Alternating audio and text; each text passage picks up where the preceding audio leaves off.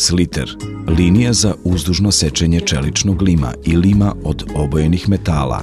Sastoji se od odmotalice sa hidrauličnim kolicima nosivosti do 10.000 kg, sekcije za uvod lima u makaze, makaza za uzdužno sečenje, namotača obrezanih krajeva, uvodno prenosne platforme, zatezača izrezanih traka, namotalice traka sa hidrauličnim kolicima i kontrolnog pulta. Ukupna instalisana pogonska snaga iznosi 45 kW.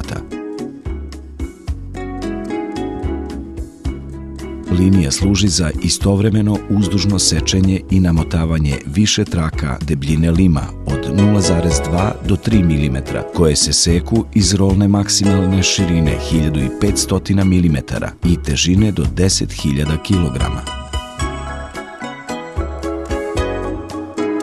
Najmanja moguća širina izrezane trake je 10 mm, a broj izrezanih traka zavisi od debljine lima i vrste materijala i kreće se do 45 komada iz lima debljine 0,5 mm.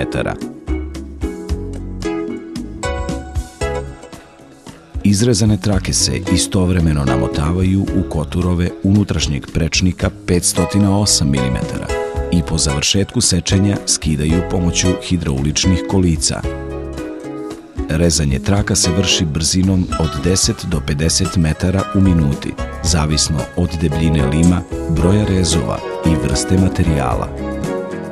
Mašina ostvaruje veoma precizne mere, tako da se širina izrezanih traka kreće u toleranciji od 0,05 mm, a paralitet rezanja u vrednosti od 0,1 mm na dužnom metru.